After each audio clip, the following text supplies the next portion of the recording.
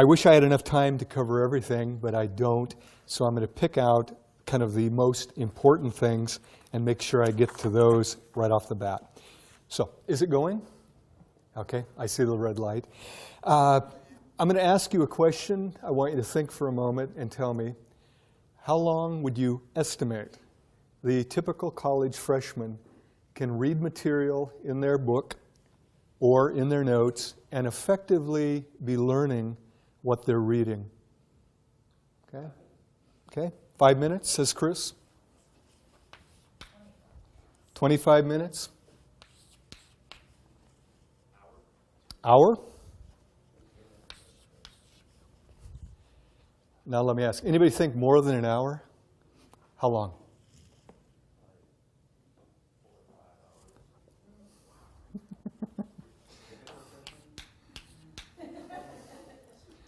By the way, I had a guy, last time I did this, he said, oh, I can do it about 6 hours. And I just, well, then I found out he is a medical resident, just finished medical school. His wife was in my class. And indeed, my daughter's fourth year med, oh yeah, 4 or 5 hours, but that's not typical, I can tell you, okay? Anybody less than 5 minutes? Okay. So we get 5 to maybe 4 or 5 hours. A study was done, I believe the University of Michigan. They asked students to do the following thing. When you're ready to study, you've got all your materials, you're back in your little dorm room or your place you live, check your watch, start working. The moment you feel that sense of, I've read it, but it's not coming through, and it's like, I'm wasting my time, and we all get that feeling, note what time it is. Record that, bring it back. And they had many, many hundreds of freshmen and sophomores do this, and then somebody took the time to compile it. And typically, right about 25 to 30 minutes. By the way, it's also true of lectures. And you've all proved it to yourself. You come into a lecture, you're really alert, check the clock at about 25 after, it's like, yeah. And I see it in every class I teach, but how long do we teach? 50 minutes. And yet, probably most of the learning, if it's going to happen, is in the first 25 to 30. Okay. I'm going to talk about a person, because I also like to teach by anecdote. A woman named Jeanette. I was a junior at Western, she was a freshman. Because I was a junior, I could live off campus. Those days, colleges were your parents in absentia. She had to live in a dorm because she didn't have a relative in town. We were dating. She got her first quarter at Western a D average, 1.0, 15 credits of D. She decided she really needed to buckle down, plus the school said, if you don't make it up, you're going to be kicked out. So the second quarter of her freshman year, she set the following goal: to study for 6 hours a night, nonstop, 6 to midnight, Sunday night through Thursday night. Friday, Saturday, she could party. The rest of the week, she was going to study. Now, one would assume, my gosh, going from little studying to 6 hours a night, 5 nights of the week, she should have aced everything. You want to guess her grade point, second quarter?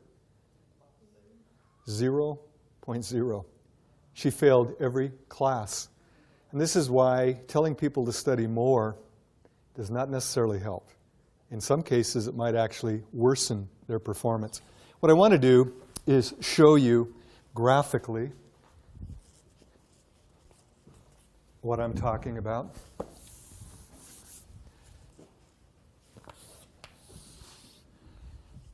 Let's say this is efficient studying, and I know there are no numbers there, but higher means more efficient, lower means low or no efficiency. And this axis, we're looking at time. Here's what happens for the average student. For her, 6 o'clock in the evening, after her supper at the residency dining hall, she plopped herself down at her little study area and started studying. But here's what happened. By about 6:30, she was in a major slump. But what was her goal? To study 6 hours. So she continued to sit at her little desk and stare at pages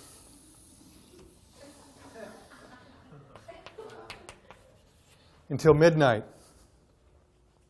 She was at her desk 6 hours. How long did she actually study? About 20, 30 minutes. Now, there's a simple concept in psychology that all of you are aware of. Things that are reinforced, we tend to do more of. Things that are punished or ignored, we tend to do less of. We operate by those principles to a large degree. If you're sitting there for 6 hours, are you feeling good?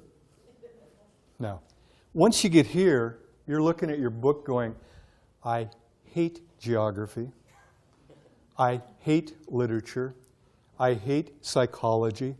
All the things we're trying to get you to fall in love with, you're hating it. And so her actual good studying was followed by 5.5 hours of pain and misery. I would bet you, I don't know for a fact, that as the quarter progressed, she sat down, and finally, she was done before she even started. She sat down and just stared at a book, and she flunked every class. Now, had she taken this little seminar or figured things out on her own, she'd know what to do. First rule, the moment you start to slide, you're shoveling against the tide. What you need to do is what? Take a break. And here's what's cool about it. You can study for a half hour. It doesn't take a half-hour break to recharge your batteries. For most people, about 5 minutes. And this is where you go away, do something fun for 5 minutes. Call a friend, talk to a child, talk to a parent, a roommate. Enjoy some music. Do something you enjoy. And actually say, this is my treat for having studied for 30 minutes effectively. Go back, and here's what happens. Your efficiency is nearly 100%. Study a half hour, take a break. Study a half hour, study a half hour. Now, had she done that over a course of 6 hours, she would have got about 5.5 hours of serious studying and about a half hour of total break time. I really don't believe she would have flunked out. Now, I get students complaining, I don't have enough time to study. Look for a break at work. Look for a break at home. Those little 15, 20 minutes can be very efficient if you apply them efficiently. Unfortunately, sometimes it's really tough to get those moments. But you need to build them in somehow. You've got to have at least some time to study. It's not going to happen through osmosis. Now, I'm going to ask you a final question. Let's say you've studied till midnight. What do you want to do after your last study 20, 30 minutes? No, not yet. You want to give yourself a big treat, okay? Whenever your studying time is done, plan something special. Now, for most women, especially with kids, it's a Calgon bath with candles and the bathroom door locked and the statement, if you bother me, I will take your head off. This is where guys go, what? Yeah, moms have no privacy. Kids walk in while you're using the toilet, while you're in the tub. They'll bring their friends with them, won't they? Dads don't put up with that. When dads are in the bathroom, it's lock the door, tough luck, go elsewhere. For you guys, I'll give you mine. This is politically incorrect. I liked beer, okay? My goal was to knock out all my studying, go to the Iron Bowl Tavern in Bellingham, knock down a couple beers for my treat. Now, my buddies, they'd say, Lobdell, how are you getting straight A's? Well, I'd studied starting at about 3 in the afternoon. By 9 o'clock at night, when pictures went on cheap, I'd done all my studying. I went in and enjoyed my beer. These yahoos started drinking in the afternoon, then went to the tavern, planning to go home and study. You know that's not going to happen, okay? You're not going to study. And even if you do what's called state-dependent memory, you'll typically only remember if you're intoxicated. And I don't recommend getting drunk before a test. It's kind of a stupid thing. If you plan your day right, you can have those little study breaks. But the coolest part is this. Because you're now reinforcing it with those little breaks and something fun, you extend it. And you'll find you can go 30, 40, 50, an hour and a half. And this is training. Those of you who go on to advanced degrees, you're going to have to study incredible lengths of time without taking a break, because you've got to get it done, like my daughter in med school. It's just amazing. I've told her I couldn't do it now, or actually I wouldn't do it. You're training yourself, and if you do it right, it becomes progressively easier. Okay, next question. How many of you have a true study or library in your place of residence? Okay. Two of you, if I'm seeing correctly. I've always envied that. A quiet place to actually do reading or studying, okay? I'm going to make a prediction. Many of you study in your bedroom, okay? How many of you study in your bedroom? We'll raise high so everybody can see. That's where I studied a lot, especially when I did go to community college. If you don't study in your bedroom, I bet some of you study at the dining room table / kitchen table or bar. How many study at the dining, kitchen, bar? Okay. Now, if you don't study in those two places and you don't have a study or library, you study in the family room, rec room, living room, the place where your TV and stereo is, your couch, your easy chair. How many of you study there? Okay. Now, some of you might actually drive to a school or library. Any of you do that? Go to okay, a few of you do. I still remember living at home, going to Highline Community College. My folks bought me a little desk. I still have it, okay? Little desk, and I'd come home, because I did work then at Albertsons. Typically, we got off at 9, get home about 10. And I'd start studying. I still remember reading Billy Budd, okay, Melville. And I'm sitting there studying, and my eyes are just, And then the bed started calling to me. Marty, come lie upon me.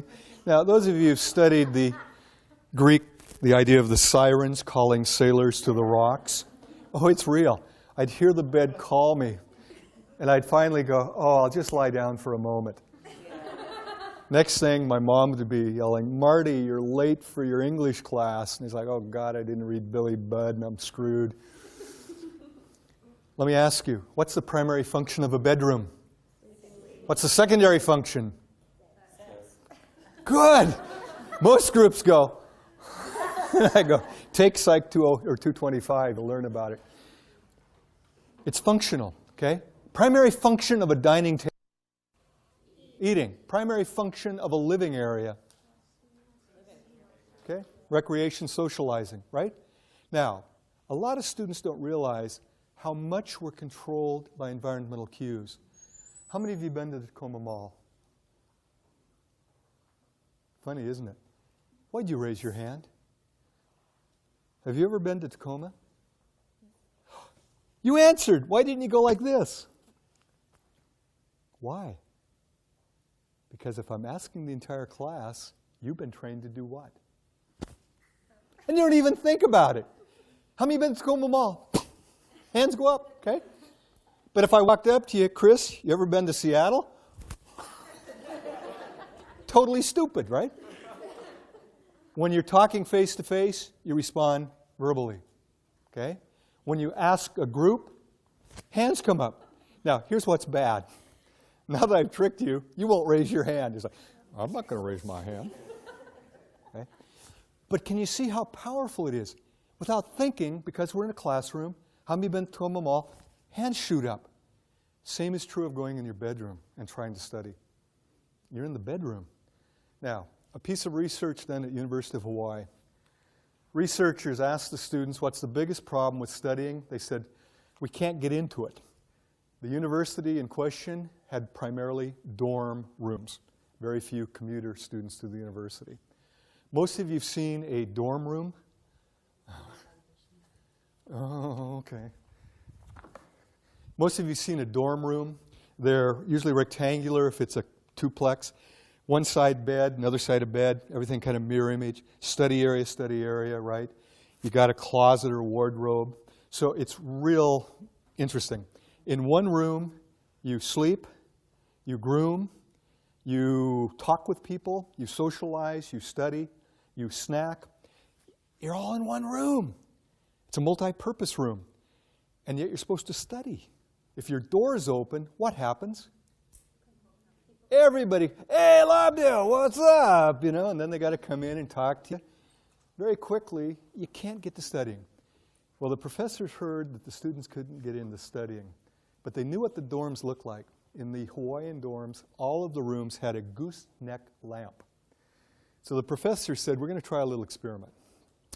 Take that lamp, make a little sign, and put it on it, study lamp. Okay? Use it only for studying. You don't dress by it. You don't have BS sessions by it. You don't snack by it. You don't clean the room by it. Nothing. You use the other lights for all other functions. Here's the way it works, and it's so easy. Every one of you can do this. Get a little lamp. You probably have one already. If you don't, my gosh, yard sale, garage sale, you can pick them up for nothing.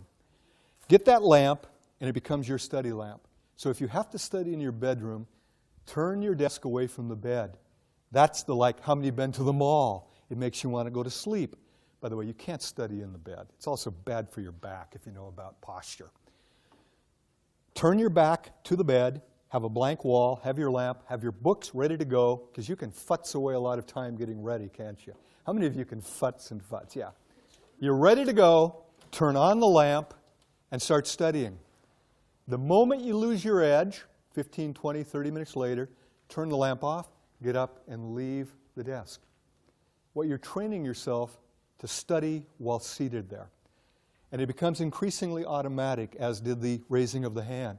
You sit, turn the lamp on, and you're ready to go. It's like magic. The students who did that were 1 grade point higher the next term compared to the control group that didn't do it.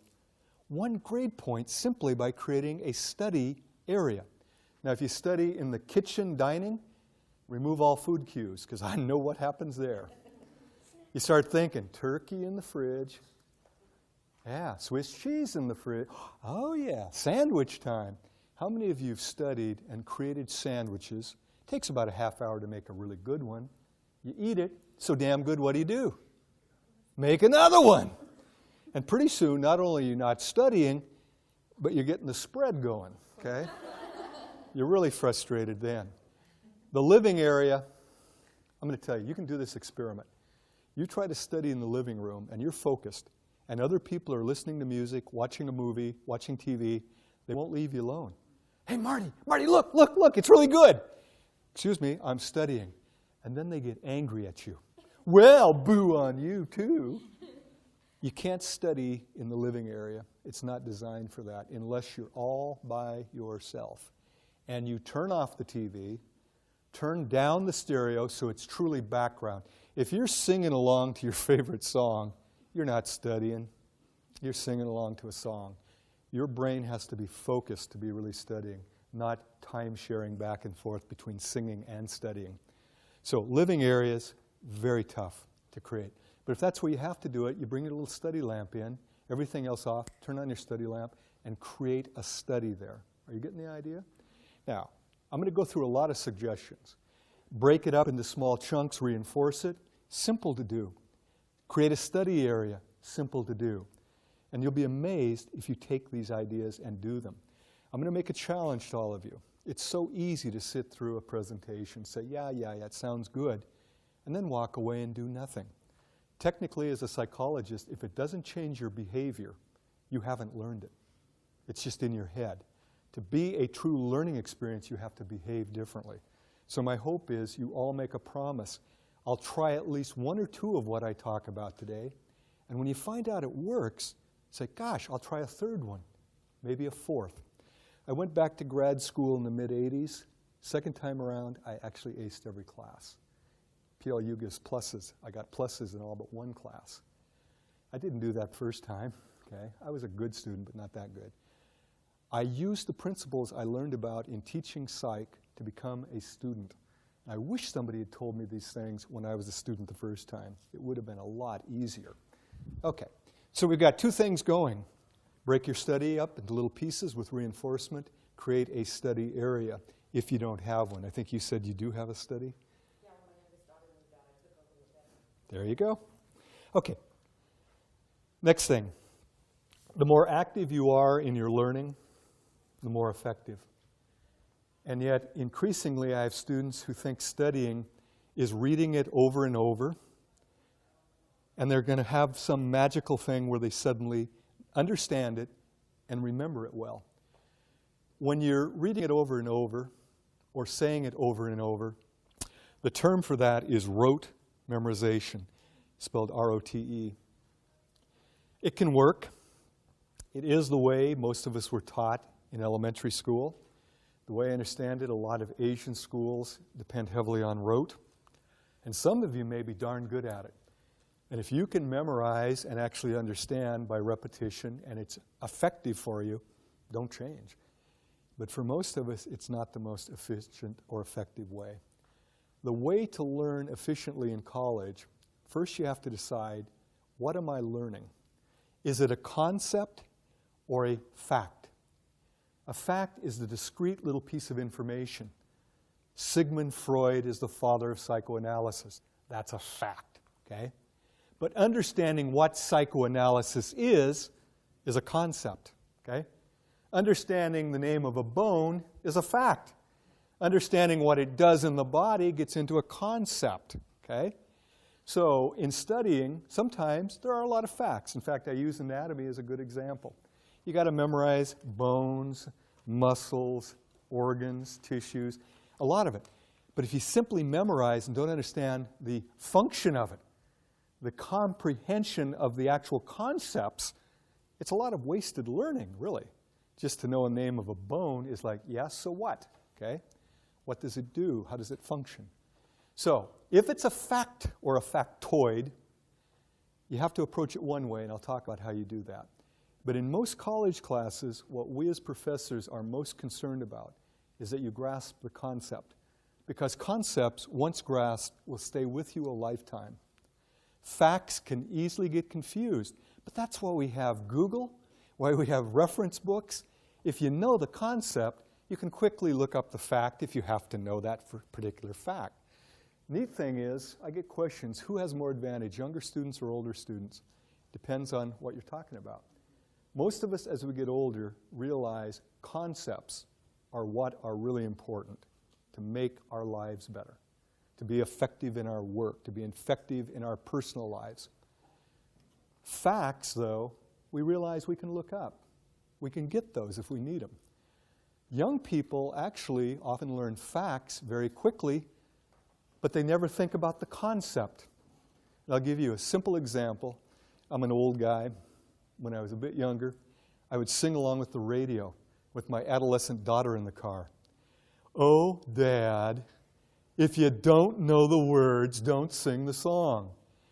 I'd say, okay, Beth, you're right. I'm not singing exactly what he or she's singing, but it's conceptually the same. What? I'd say, what's the song about? I don't know. She couldn't tell me what the song was about, but she could tell me every word in the song. That's learning facts and not seeing the concept. I, as an adult, I know the concept. I just make up my own lyrics, okay? Because I don't worry about the factual. Now, some of you are going, yeah, but my teacher does. I got to know the facts as well as the concepts. So we'll first deal with concepts. Here's the question. Can you put the concept in your own words? If you can't, you don't really understand it. Okay? It's not meaningful to you. To make it meaningful is a struggle. It's probably the biggest struggle you have as a student. But it's a struggle you need to do, or you're wasting your study time. Now, I'm going to give you an example. Only one of you probably in this room will understand what I just say, or will be saying. Ontogeny recapitulates phylogeny. And I knew she would get that. How many of you know exactly what I'm talking about? Raj, you do? Cool, 2 of you. Ontogeny recapitulates phylogeny. And most of you are going, it's all Greek to me. It's actually probably more Latin, but I'm not certain of that, okay? When I was a biology student, I learned about the ontogeny recapitulates phylogeny. And if you try to learn that and you don't understand it, it's going to go in one ear and out the other, okay? You can't hold on to it.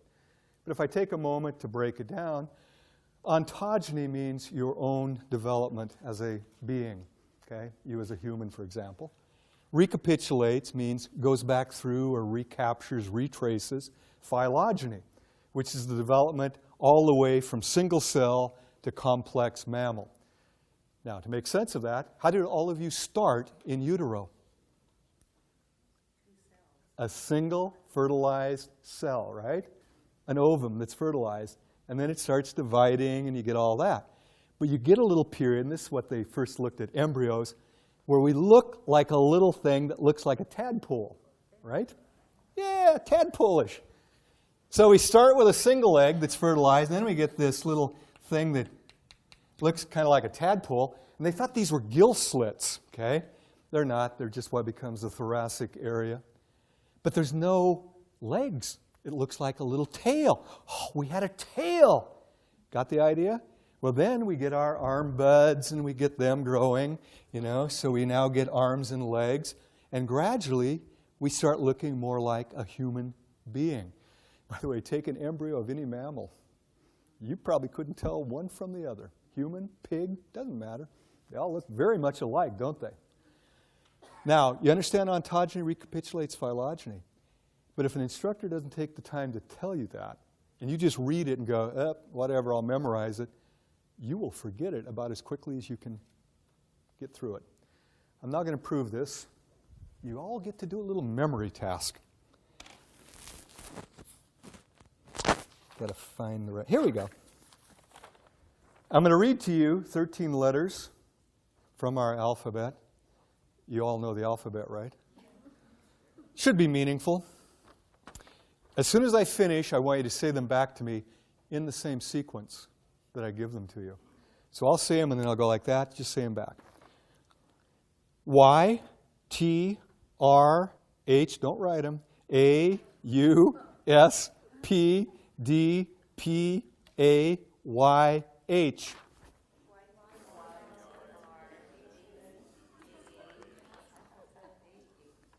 Boy, somebody sounded like they got quite a few. But did any of you get all 13? By the way, the fact that you took notes is a good thing. It's one of the best things to help you remember. And I sit in front of classes where they just go, for 50 minutes I'm giving them wisdom, and they're not taking a damn note. And then they wonder why they don't remember. You can't remember everything in a lecture. I'm going to rearrange the letters a little bit, see if you do any better. H, A, P, P, Y, T, H, U, R, S, D, A, Y. The letters in sequence. Oh, letters.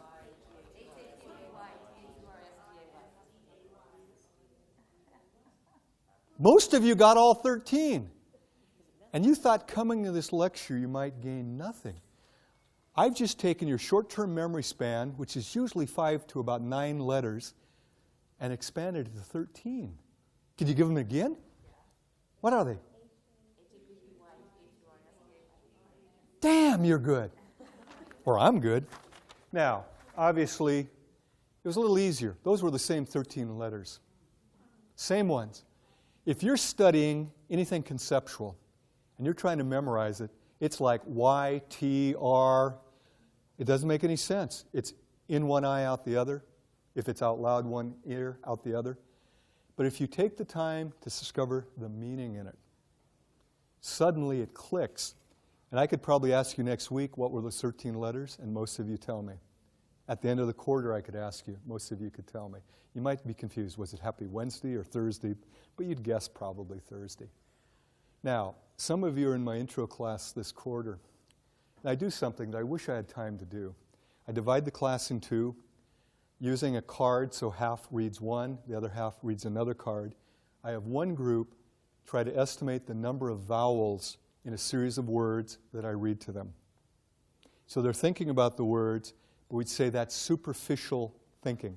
How many vowels in mosquito? How many vowels in bottle? How many vowels in elephant?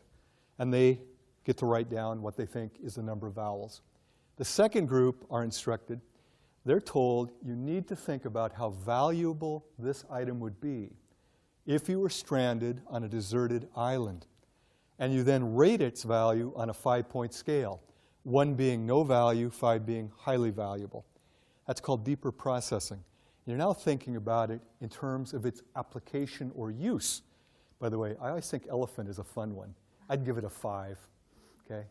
Not only company, but if you got really hungry, you got a lot of food there, right? I then read, I think it's about 30 words. Everybody's writing down their numbers. I then have them do a stalling exercise where they write their name, phone number, and address. That's to dump short-term memory, because they might be thinking about the words I just read. If you're now writing your name and address, it changes your focus. Short-term memory only lasts about 20 to 30 seconds. It's pretty brief. So I count it on the clock. After 30 seconds, I say, now, write down as many words that you can recall. This one is so powerful. The group that's counting vowels, on average, remembers 5 out of about 30 words. Time and time again. The group that's thinking about the usefulness on a deserted island remembers 10.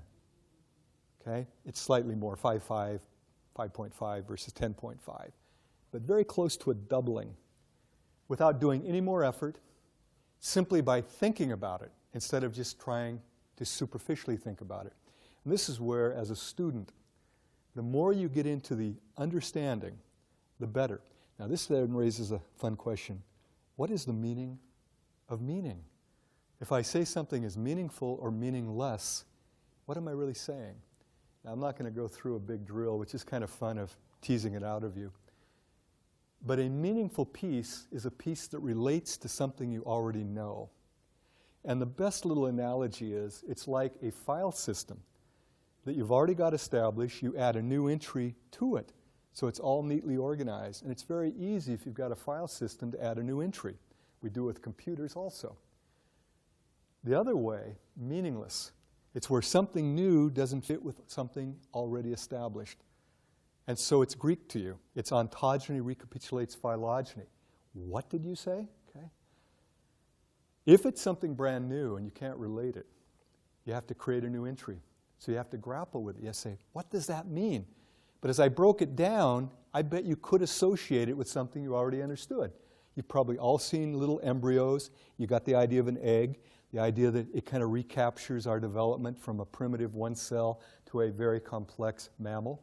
You get that idea.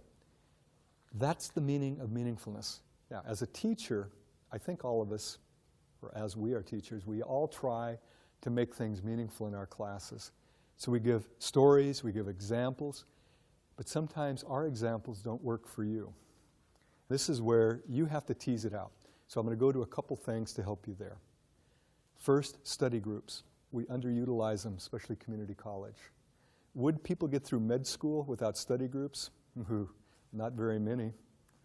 Do we have vet tech back there? Dental hygiene, vet tech.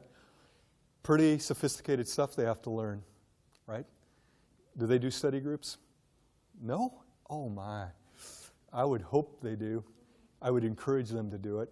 Where I've got students to form study groups, performance of the groups go up dramatically. Now, part of it is probably because they're motivated to do that, so it's a bit confounded. But I'm convinced there's also the power of studying with other people. I know these concepts in psych so well, I can't see how they're confusing. But another student who's just found the answer can sometimes turn and say, Thursday, here's what it's about. And you go, is that what Mr. Lobdell was saying? God, it's so easy. But I can't do that because I don't see where the problems lie in that particular concept. Study groups are great, okay? I'm now going to tell you how many of you totally hurt yourself in studying. How many of you magic mark, highlight, whatever you call it, your textbooks? The little yellow, pink, green, glow-in-the-dark sort of things. How many of you use the markers? Those were invented in '65, year I started college. So I bought one. I turned entire books ugly orange. And then I figured it out. If you color every page solid orange, you've actually highlighted nothing. Yeah, by highlighting everything, you've really highlighted zip. So I did the clever thing, and you guys are way ahead of me. What do you highlight, folks? The most important thing. When do you do it? When you first read the book, right? Or the chapter. So you read through. Are you studying? No. I'm reading for the most important things. Zip, zip, zip. And some of you get out rulers to make it really neat. Take hours to make pretty little. Then you go back to the start of the chapter. You read the first thing you underlined and you go, I remember that. No, you don't. You recognize it. People are incredible at confusing recognition with recollection. Your visual recognition threshold is so great, you can see a person once, see them years later and go, I know you. Were you a student at Pierce College? Yeah. Did you take psych? Yeah. From Lobdell? Yeah. Okay. 36 years I run into that, okay? Proof of this, grab a magazine in your house that you haven't looked at for a while. Leaf through it. You will get the illusion of remembering virtually every advertisement and article. But to prove that it's not recollection, it's actually recognition, before you turn to the next page, predict what's on it. There's no way you're going to be right. But as soon as you turn, you go, oh, I remember that. No, you don't. You recognize it. Now, going back to your book, you've highlighted the most important stuff. You now go back to study it, and you say, oh, I remember it. So do you study it? No. So what don't you learn? The most important part of the chapter. And then they come in the next day all ready for the quiz. Oh, I studied hard last night, Mr. Lobdell. Here's your quiz. I don't believe it. I can't remember a thing. How many of you heard that? Those of you who teach, I could retire now if I had $1 for every one of those comments. I don't correct him. I shake my head and think, poor baby, you think you knew it, but in fact, you recognized it. You didn't know it. Now back to this active learning. How do you know it? If you can look at it, go to the next one, read it, and then stop and go back to the one before. Look up in the sky and in your own words, say what that was about. Yeah, you know it. You will not forget it overnight unless you suffer a pretty major cerebral accident. It just doesn't happen. But while we're talking about this, most of you undo good studying by not sleeping adequately. Some of the latest work on REMing, we're not sure exactly how, but there's something going on. It involves the hippocampus. It involves the storage from a transitory long-term memory to a permanent, what we call consolidation. That just labels it, doesn't really say what's happening. But we're getting increasing evidence that that consolidation process is dependent on rapid eye movement sleep, which if you're an adult happens about every hour and a half once you fall asleep. If you're not getting a good night, typically around 8 hours, you're not getting enough REM. What you've studied doesn't become permanent. And I can tell you there are studies that show simply by getting better rest, some students improve markedly in their performance because their brain now stores it a lot more efficiently.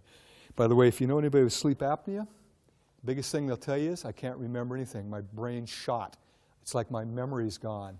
Yeah, it is, because your REMing isn't happening, because you wake up so often, and you can't consolidate and store permanent memories. Here's the funny thing. There's no money to be made by telling people to get more sleep. So you don't hear about it on TV. Sylvian isn't telling you to get better sleep because they don't make any money. I tell students, and they go, yeah, that's nice. But they continue to use their time for other things. It's kind of interesting, isn't it? The best advice, sleep better, and most of you will do better. Most of you won't even begin to take it.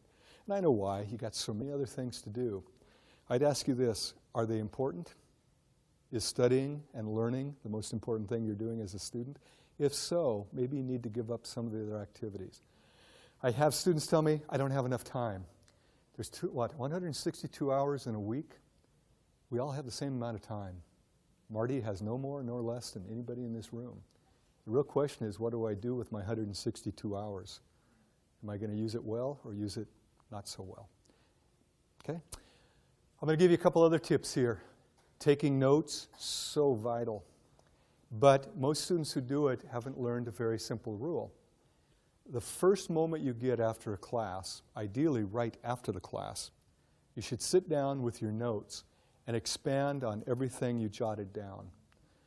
Give it depth. Flesh it out. Okay? If you even wait to go home and do it a couple hours later, you will have forgotten some of your own notes. How many of you have done that? You've written beautiful notes, you get them home, you don't know what the hell you wrote. It's like, what is this? Okay? Well, that's a wasted note.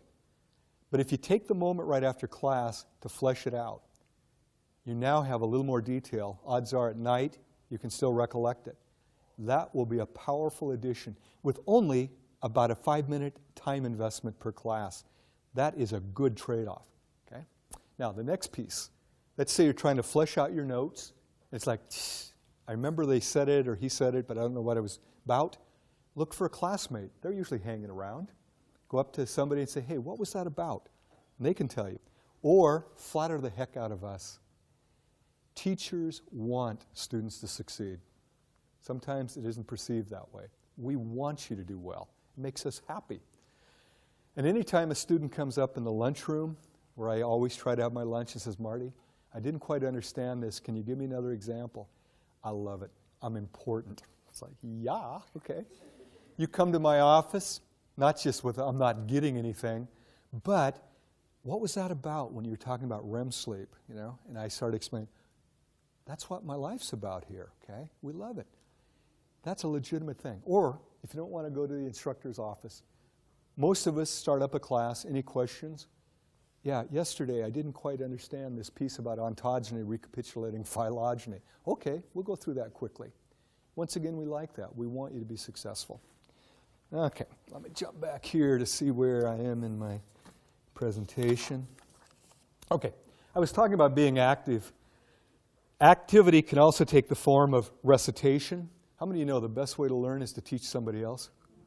Boy, if you've got family members or roommates, teach them geography, psychology, anatomy. They often love it. One of my dearest students 2 years ago, God, I just loved her. I finally met her parents. She says, I've heard so much about you. I hear every lecture you've given.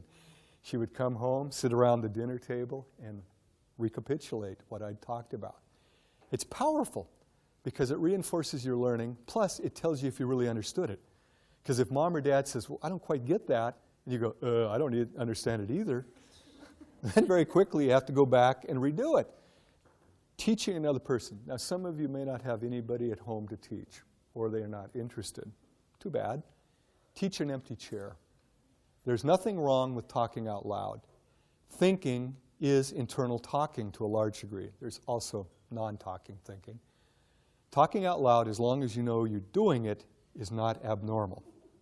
If you think it's somebody else, or it's a real person in an empty chair, talk with me. I'll try to get you lined up with someone who can help.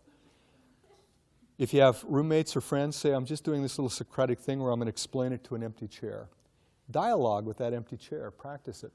Now, for some of you, writing it out in your own words is a good thing. I'm lazy. I never like to do a lot of writing. But I learned very quickly to look at it, look away, and do a little dialogue with myself. Because it told me if I really understood it or not, very quickly. I would also do it with my kids, teach them as best I could, my spouse, anybody who would listen.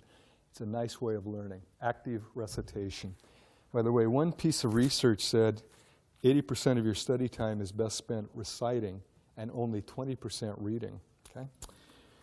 This leads to, how are we doing? Ooh. I want to talk about textbooks. I brought the one I'm using in intro right now. Most students have not been taught how to use a textbook, and yet it's such a powerful tool. Because they haven't been taught the power of the tool, a large percentage don't even buy the book, in part because they're getting so darn expensive. Over $100 for this little puppy here, I believe. These books are designed for what's called pedagogy. That's a fancy way of saying helping you learn. And they are seriously done to be, at least according to the people doing it, the most effective way of teaching. But students don't know the effective way of using it. How many of you know of SQ3R? None? 1, 2. I assumed all my students were still learning this until a few years ago I asked. It died out.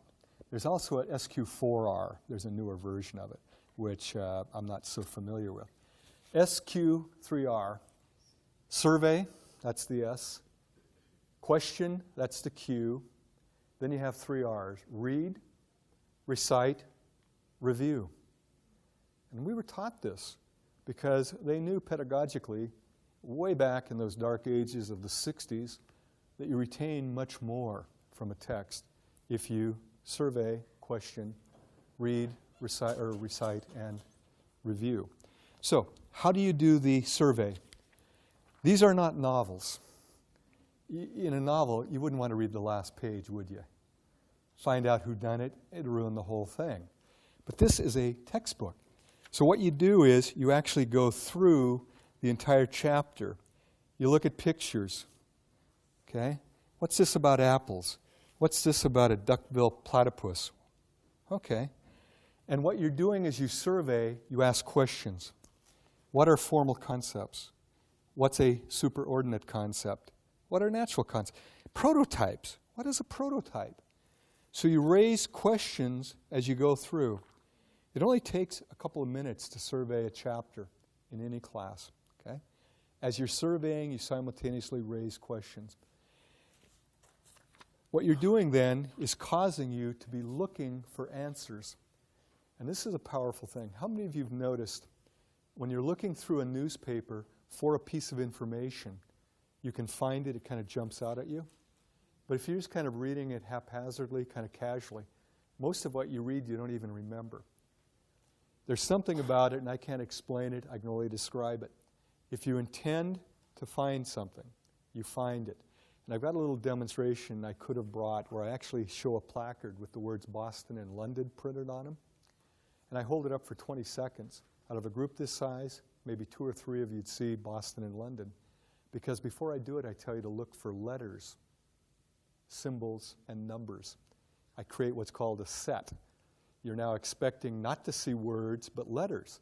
And even though Boston and London are printed on diagonal, most people don't see it. Likewise, if you just kind of go through a book without asking questions first, you kind of skizz over the content. You don't have the search mechanism going. Okay? The reading, followed by the recitation, I talked about that. Technically, before a test, it should be review. It should be in the barn. Now you're just touching up to make sure you haven't lost anything or confused anything. But I know how this works. Because we schedule tests, most students don't start studying until shortly before an exam. And much like my friend, they put so much time all massed together and only study for about a half hour, pull all-nighters so they don't get the good rest, come in and do poorly. You're undoing yourself. If you start studying early and do some of the things I've talked about, by the time you get to the test, you're just reviewing at that point, not truly studying. Okay, use the book correctly, SQ3R. Okay, I got one last thing, and I'm gonna get it. You've got to memorize facts. How do you do that? And I love it because I get a lot of students from anatomy coming to me going, I can't remember. What you use, mnemonics. In my view, they're quicker, easier than rote memorization, and I do use them. Mnemonics come in several flavors. We have acronyms.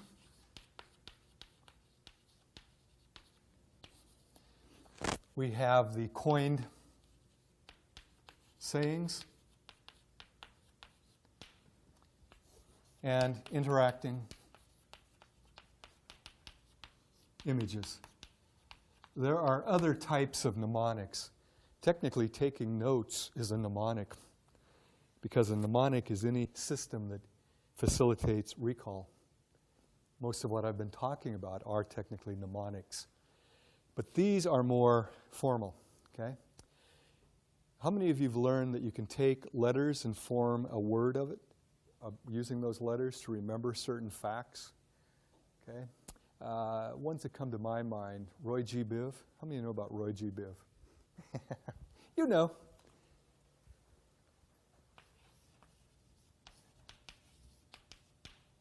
Those are the colors of the rainbow. Now, if you're in an art class, that could be important. If you're taking physics and you're learning about the spectrum of light when it goes through a prism, or you're breaking down light in anything that refracts it out, like a rainbow, you know. Colors are what?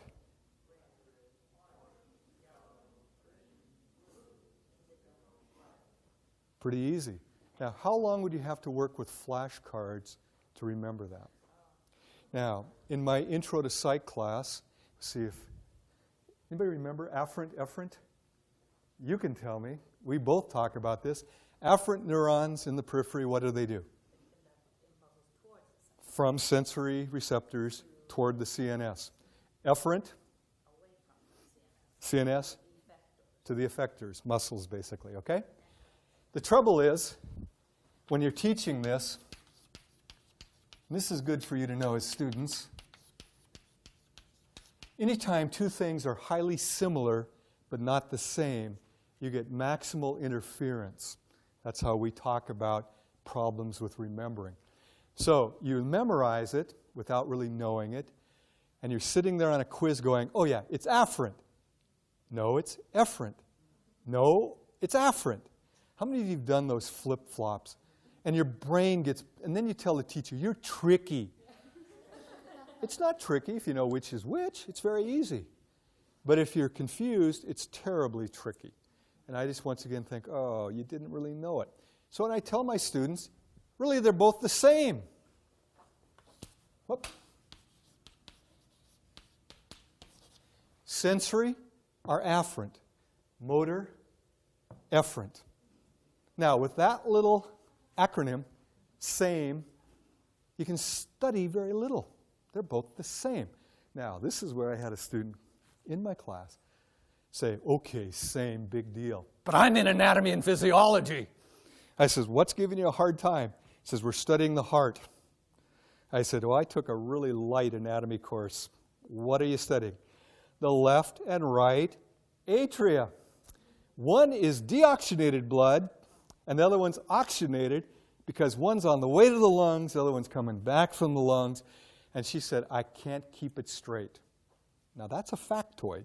She understood the function of it. The concept was there. But every quiz, she'd flip-flop. The right is deoxygenated. No, the left is deoxygenated. Boo, boo, boo. So I said, okay, tell me which is which, because I don't know. She looked it up in her book, and I've never forgotten. She said the right atrium is deoxygenated. Am I correct? Better be. I said, can you remember radio? This guy was sharp. Says, that's not how you spell radio. I said, you're correct. It's an acronym. Right atrium deoxygenated.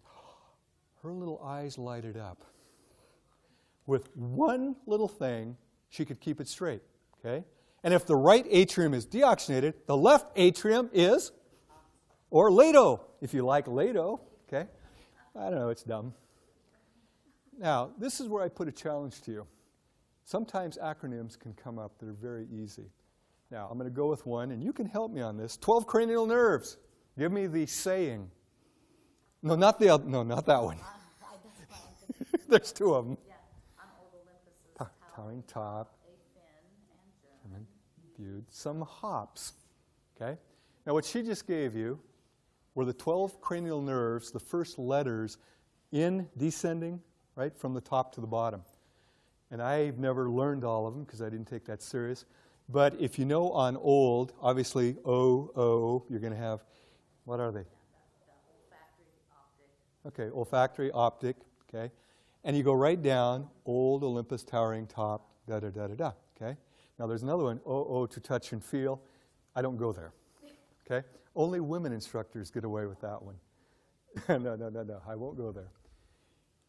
If you can come up with an acronym, or pardon me, a coined phrase, how about this? In 1492, there you go.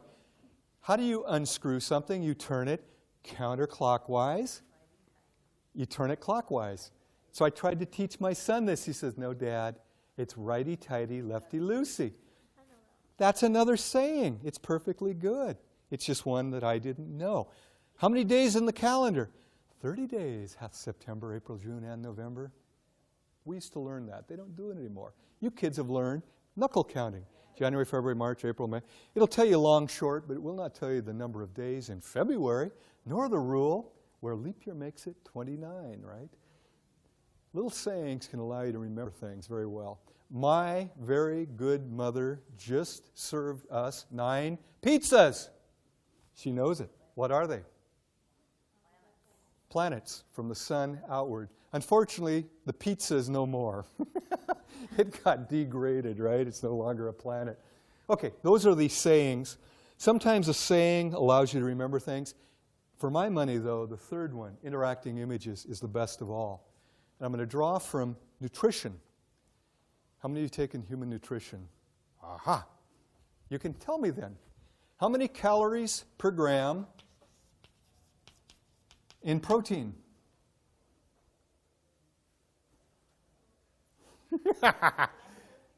Dang! Do you remember? Oh, no! It's 4. By the way, some books say 4.5. Calories per gram in carbos? 4. Calories per gram in fat?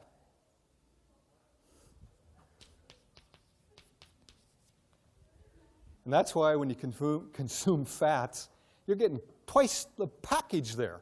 It's why Eskimos eat a lot of what? Fat. They need energy.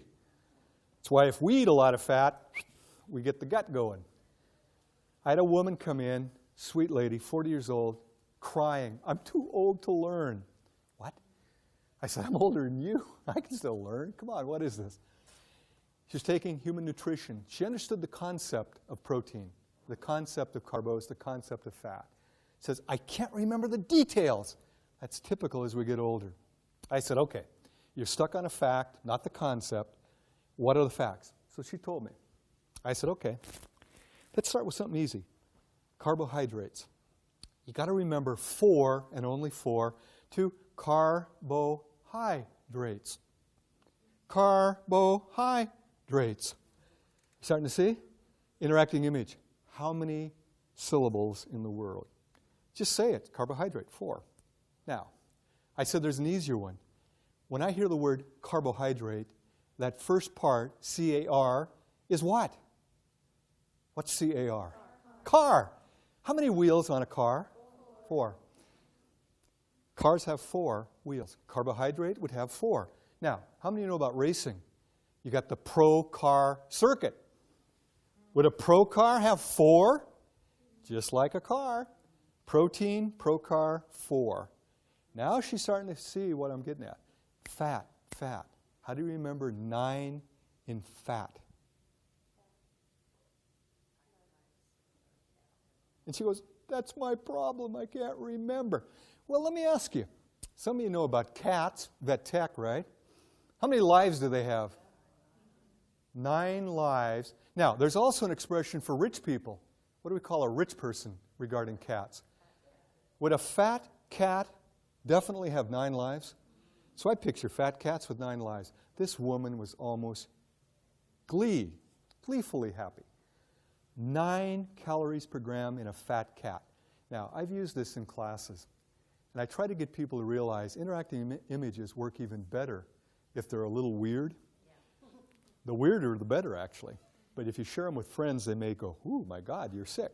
So you may not want to share them all. I have a bunch, and I will not share them in this class. They keep things straight in my mind, but they would sound weird. But one gal came down, and it was so cute. She says, Marty, I have a way to remember 9. She goes, I was stationed in Germany. I picture a very obese Fraulein looking at a bowl of strudel, going, 9, 9. I loved it because it's a homophone, but do you think she'll ever forget 9 and fat? She'll just picture the two together. Now, the more you can create those interacting images, the easier it is to remember facts. By the way, alcohol, anybody know? 7 calories per gram. How many letters are in the word alcohol?